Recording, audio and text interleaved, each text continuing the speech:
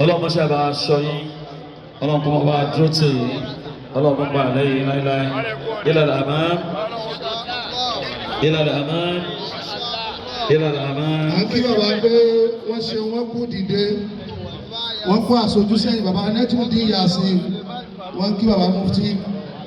Ahlan wa sahlan bàbá Yasin bàbá Alfani wọ́n kí bàbá wa mufti tèmi alhamdulillah.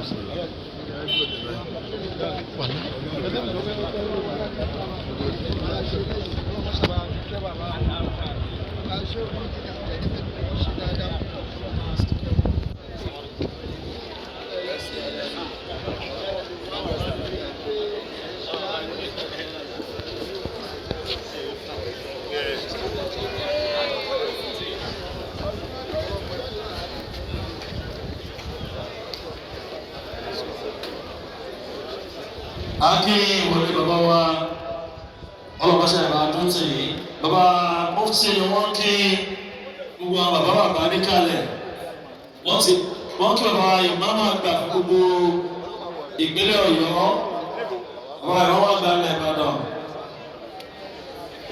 the grand imam of Oyo State ni bàbá kí pàpọ́nlé tàpọ́nlé yẹn ọlọ́mọṣẹ́ ìbá tó tì í.